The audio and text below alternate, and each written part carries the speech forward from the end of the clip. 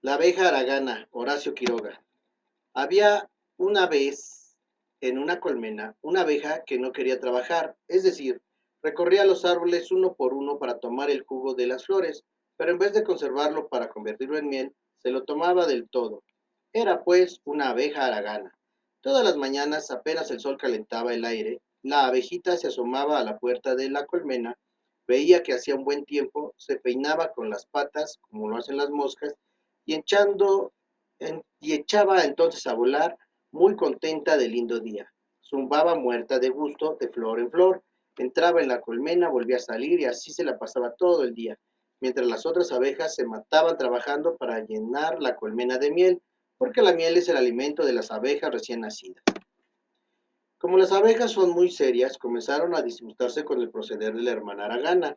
En la puerta de las colmenas siempre hay unas cuantas abejas que estaban de guardia, para cuidar que no entraran bichos en la colmena. Estas abejas suelen ser muy viejas, con gran experiencia de la vida.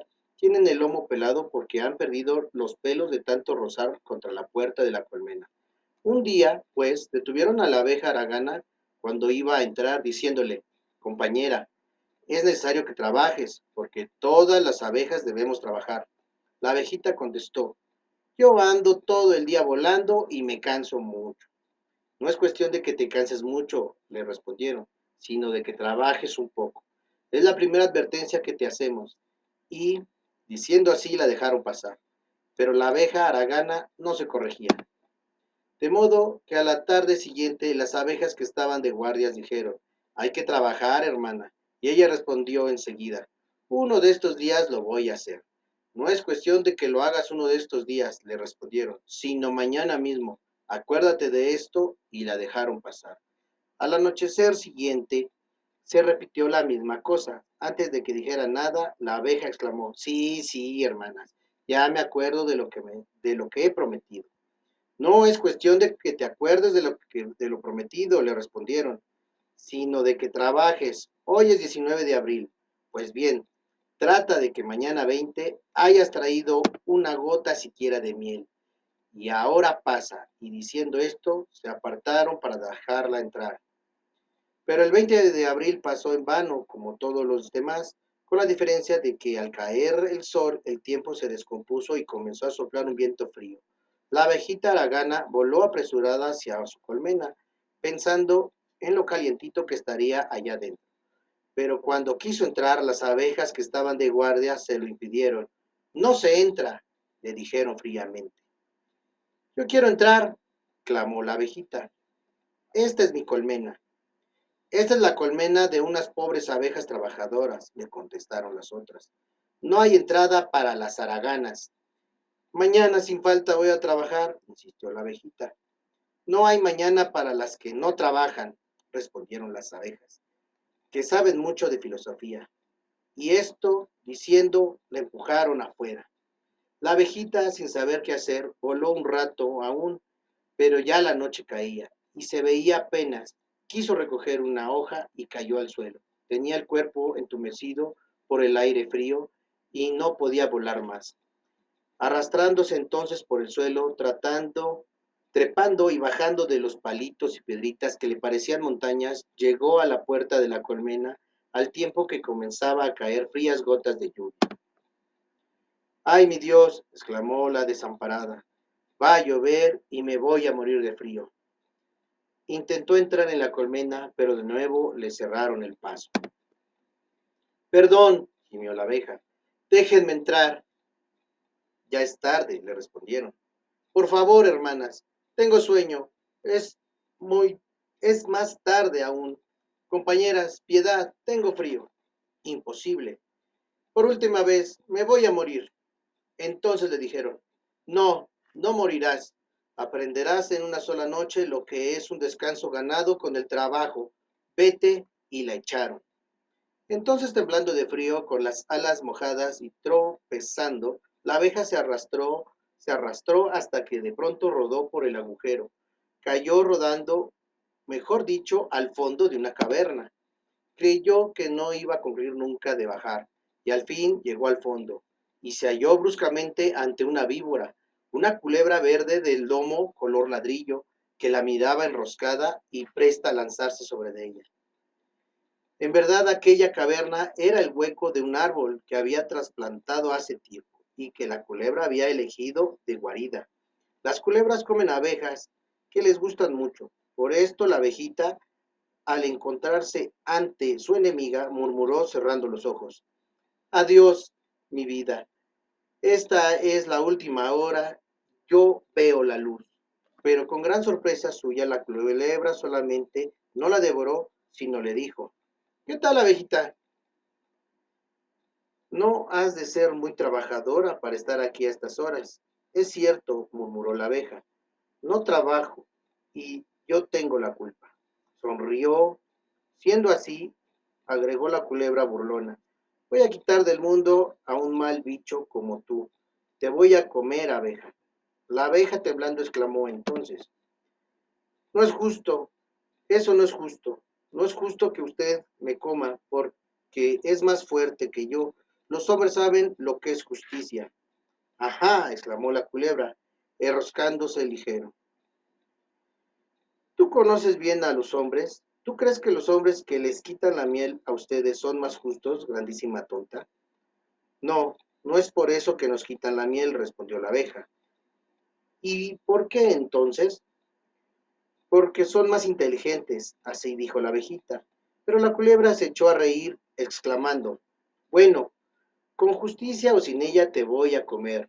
Apróntate. Y se echó atrás para lanzarse sobre la abeja.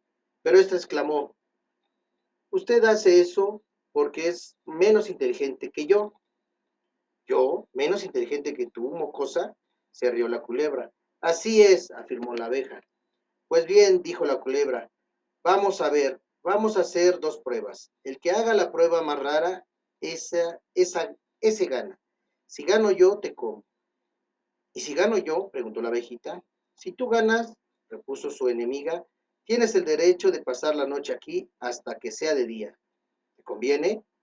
Aceptando, contestó la abeja. La culebra se echó a reír de nuevo, porque se le había ocurrido una cosa que jamás podría hacer una abeja. Y he aquí lo que hizo. Salió un instante afuera tan velozmente que la abeja no tuvo tiempo de nada y volvió trayendo una cápsula de semilla de eucalipto, un eucalipto que estaba al lado de la colmena y que le daba sombra. Los muchachos hacen bailar como trompos estas cápsulas y los llaman trompitos de eucalipto. Esto es lo que voy a hacer, dijo la culebra. Fíjate bien, atención. Y enrollando vivamente la cola alrededor del trompito como un violín, la desenvolvió a toda velocidad con tanta rapidez que el trompito quedó bailando y zumbando como un lobo.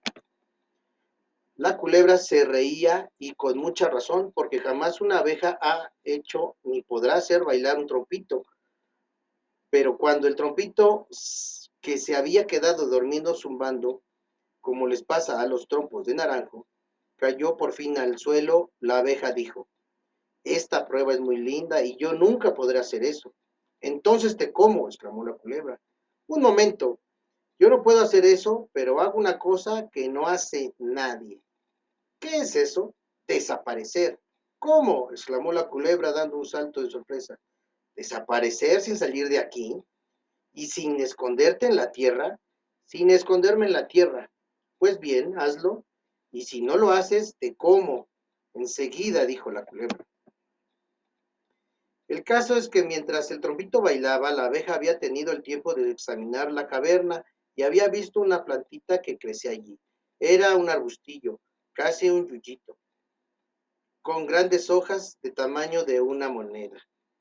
La abeja se arrimó a la plantita, teniendo cuidado de no tocarla, y dijo así: Ahora me toca a mí, señora culebra. Me va a hacer el favor de darse vuelta y contar hasta tres.